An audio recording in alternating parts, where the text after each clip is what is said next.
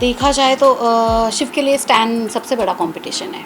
प्रियंका ने शायद 14 मिनट लिए, मतलब जिसका कोई हिसाब ही नहीं है, गलत होने का कोई लिमिट ही नहीं है। इतना एक्यूरेट बिना घड़ी के कैसे कोई हो सकता है, फिर भी शिव ने वो किया, तो वो बंदा नॉमिनेशन में है। Ankit was a nice human being, but हमने देखा कि उसका गेम बिल्कुल ज़ीरो नहीं, उसका गेम माइनस हो चुका था। इतना गलत खेलने के बावजूद वो लोग नॉमिनेशन से सेफ हो चुके हैं, तीनों। ये लड़का बिना किसी कंडीशंस और कॉन्ट्रैक्ट्स के उस घर में वैसे गया हुआ है। किसी टास्क में इन्होंने अपनी चमक नहीं दिखाई, कहीं पे भी शाइन नहीं हुआ है। समझ में नहीं आता कि ये इतना अनफेयर ये ग्रुप देने की कहाँ से बिग बॉस को सूझी। डे 1 से लेके अभी तक 100 में से 100 नंबर ला रहा है वो लड़का, और उसी के साथ ये सब गलत चीज़ें हो रही है।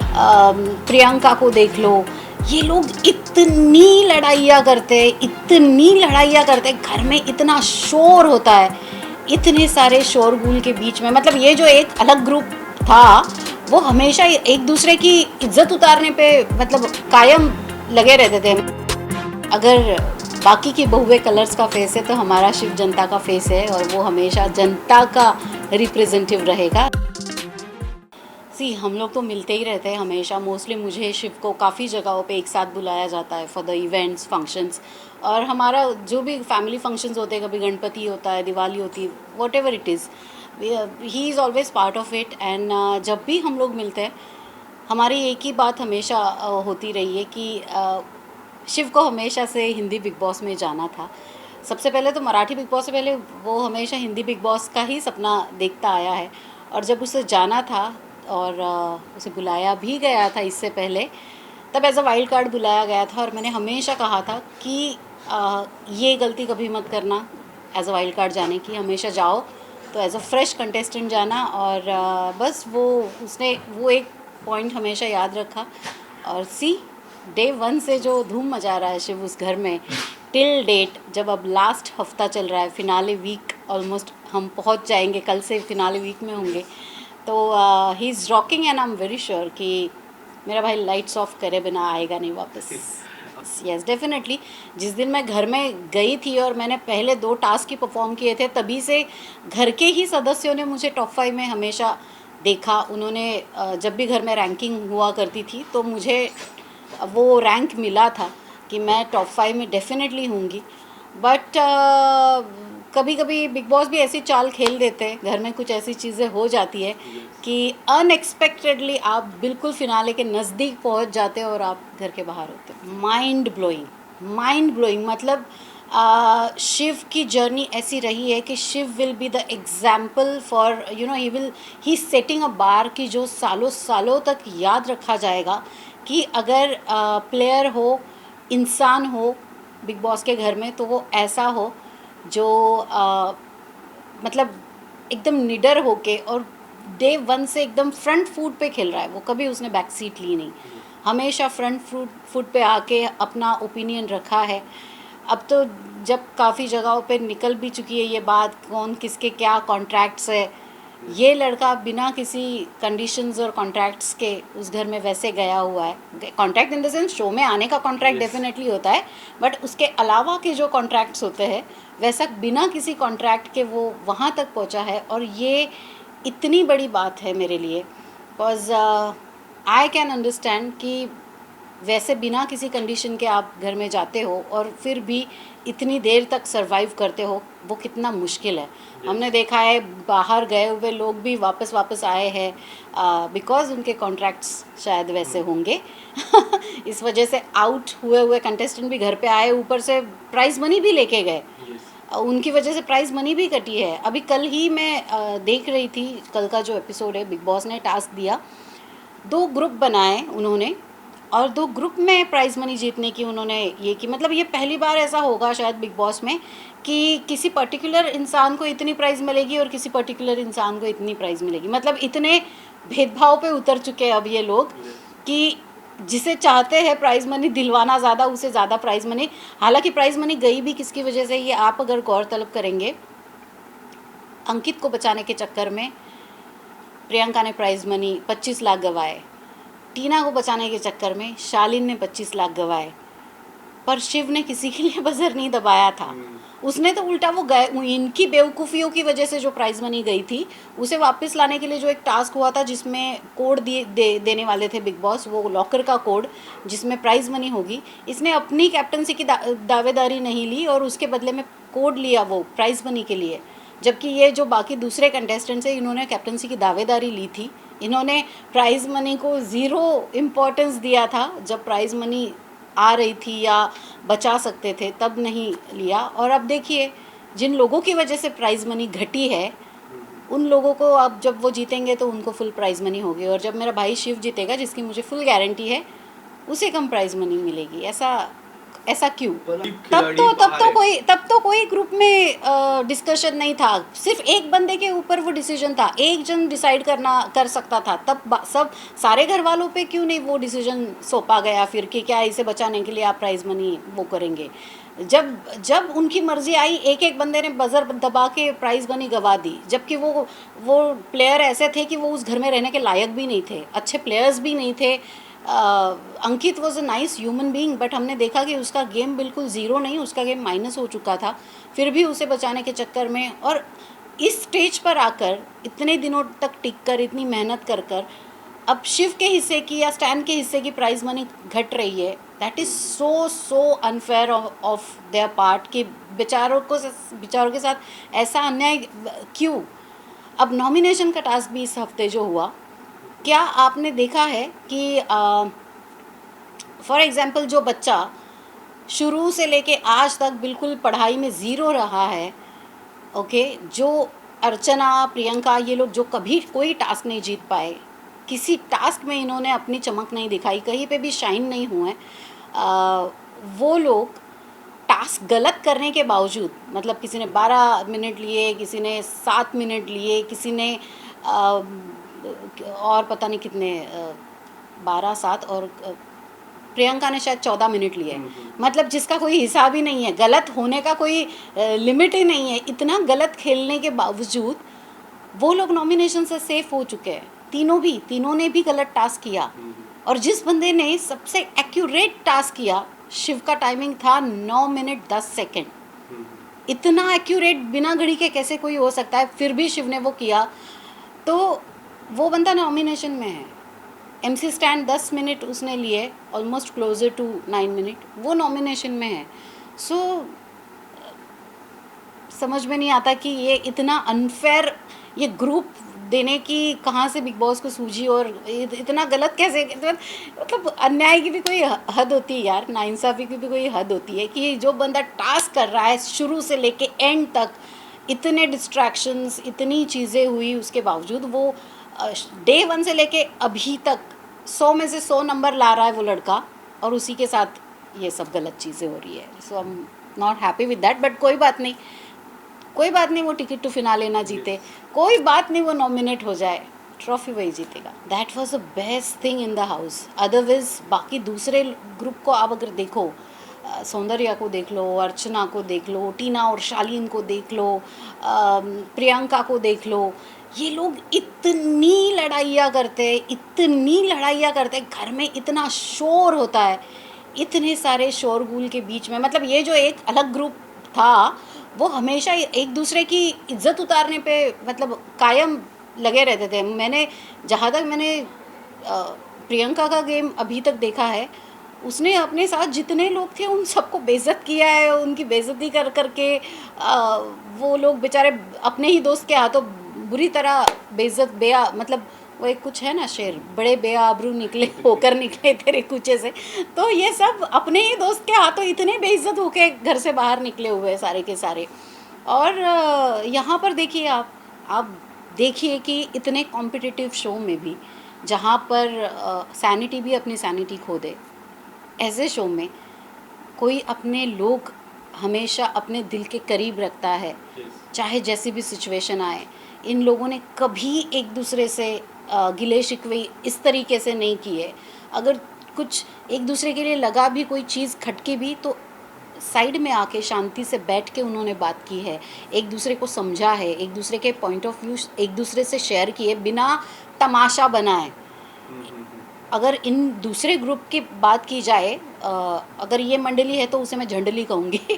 उस ग्रुप ने इतने बुरी तरीके से एक दूसरे की इज्जत को तार तार किया है कि ऐसा लगता है यार ऐसे ऐसे दोस्त होने से तो दुश्मन भले, कम से कम पता तो है कि वो दुश्मन है, तो इस वजह से हमारी इतनी बेइज्जती किए जा रहे हैं।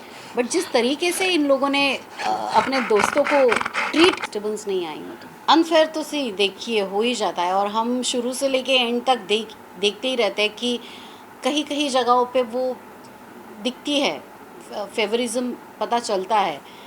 But end of the day ये गेम है, और अब तो बिग बॉस ने खुल के कहा है कि वो भी खेल रहे हैं, तो उनको तो भाई खेलने का हक है तो वो खेले।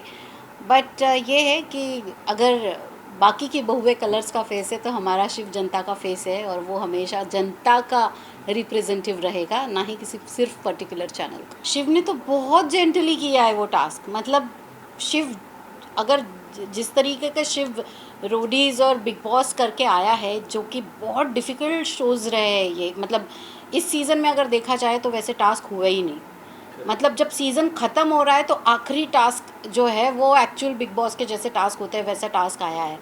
अदरवाइज़ जो आज तक शिव को चिढ़ाते थे घर के अंदर, अर्चना ने या फिर प्रियंका, सॉरी सौंदर्या ने, कि यार ये कैसे करता होगा, ये बिग बॉस में क्या कैसे जीतता होगा, और जो कि क्वेश्चन मार्क उठाए जाते थे उस पर। मेरे सीज़न में मेरे ऊपर भी कई बार क्वेश्चन मार्क उठे कि ये कैसे विनर बनी। तो let me tell you guys कि जो अभी सीज़न ख़त्म होते होते जो टास्क शुरू हुआ है ना, हमारे मराठी सीज़न में ये टास्क पहला होता है, मतलब ये वार्म अप टास्क होता है, और उसके आगे फिर और टास्क खतरनाक होते जाते हैं। तो हम वो खेल के वहाँ से आके यहाँ पर आए हैं, मतलब वो लेवल, मतलब इतना उसका टफ होता है टास्क का, कि वहाँ से लेके हम उसके बाद यहाँ आए। इस सीज़न में कोई टास्क ही नहीं हुए। जो अर्चना हमेशा ताना देती है बिग बॉस विनर होने का शिव को, वो कल कहती है टास्क ख़त्म होने के बाद, हैं ये होता है टास्क, ऐसा होता है। तो मैडम अब पता चला आपको टास्क किसे कहते हैं, कैसे खेलते हैं। आप पहली बार जब खेली हो तो आपको इतना प्राउड फील हो रहा है। ये जो बच्चा है शिव, ये ऐसे कई टास्क करके आया है। हमारे सीज़न में ऐसे हफ्ते में 3 टास्क होते हैं, नॉमिनेशन, फिर कैप्टनसी टास्क, फिर साप्ताहिक कार्य।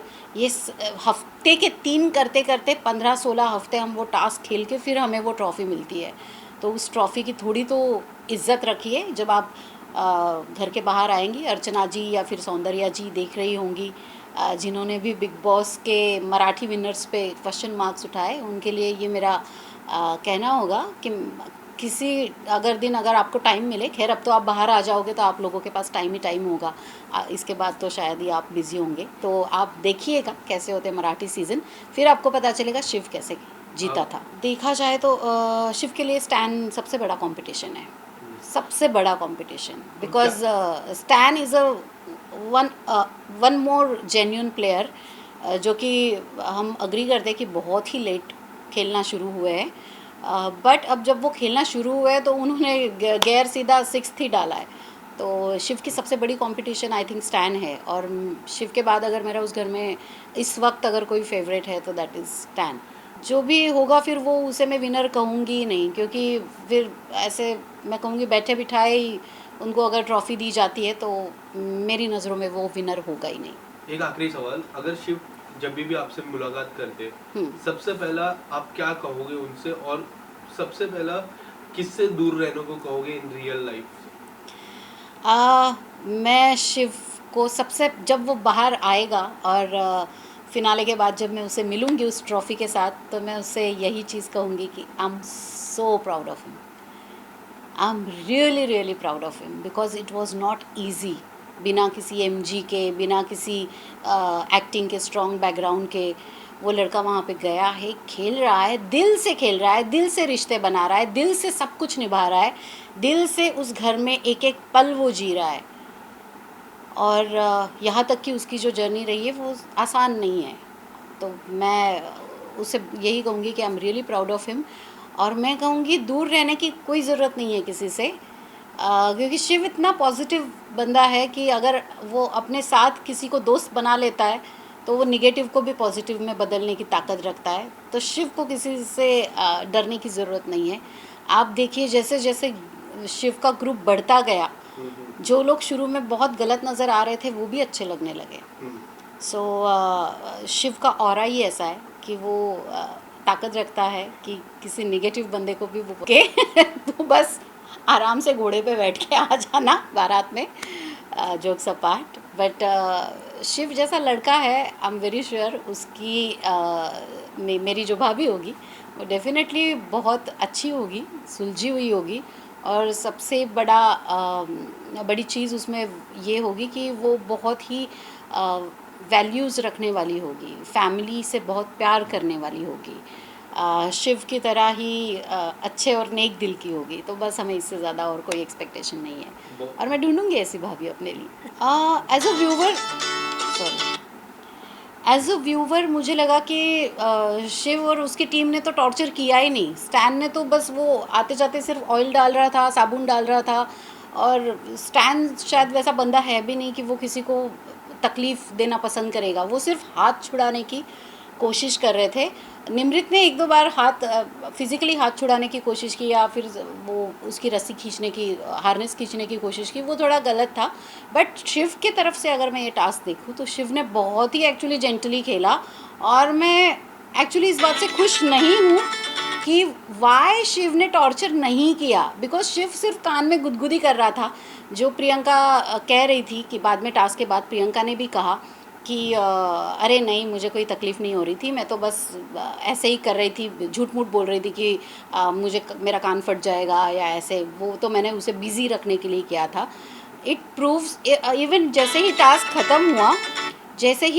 ख़त्म हुआ प्रियंका ने खुद बोला कि थैंक्स शिव, तुमने वो सादा पानी फेंका, इसकी वजह से मेरी आंखें बच गई, वरना मेरी आंखें तो गई थी। ऐसा प्रियंका ने टास्क ख़त्म होते ही कहा कि मतलब अगर उसकी आंखों में ज़रा कुछ गया होगा तो शिव ने तुरंत उसको सादा पानी दिया फेस पे।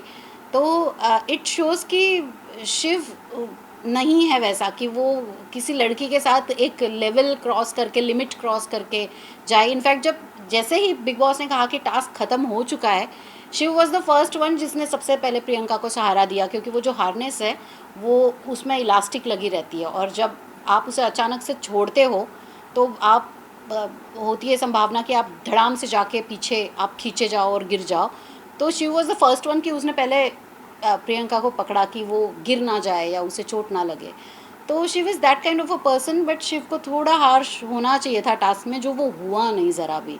शायद हो जाता तो मतलब दुनिया ना दोनों तरफ से बोलती है। अगर शिव, जैसे प्रोमो में जो काट काट के दिखाया था ड्रामेटिक करके कि शिव टास्क करते वक्त थोड़ा अनरीजनेबल हो रहा है, तो वो तो वैसा हुआ ही नहीं था। जो प्रोमो में बहुत बढ़ा चढ़ा के दिखाया गया कि शिव बहुत ज़्यादा कर रहा है, जो हमने एपिसोड में देखा उसमें तो कुछ भी नहीं था। वो कई बार होते हैं प्रोमोज बहुत ज़्यादा मिसलीडिंग, जैसे आज के टास्क में हल्दी फेंकते हुए दिखाया, बट पता चलता है कि बाद में मिर्ची भी है, क्या क्या है। तो आज के उनके टीम के बारे में जो दिखाया वो तो बड़ा माइल्ड था, और जब शिव के टीम के बारे में दिखाना था तो ऐसे दिखाया कि पता नहीं शिव ने क्या कर दिया। बट शिव नहीं है वैसा पर्सन। शिव ने बहुत जेंटली मतलब खेला उसने टास्क, बट एक हद में रहकर खेला, ये देखते हुए कि सामने दो लड़कियां हैं, और शालीन को तो उसने कुछ किया ही नहीं। But I am feeling sad कि जब प्रोमोज आते हैं तो ऐसे मिसलीडिंग क्यों होते हैं, और शिव को थोड़ा और ज़ोर लगा ही देना चाहिए था, ऐसे मुझे लग रहा है।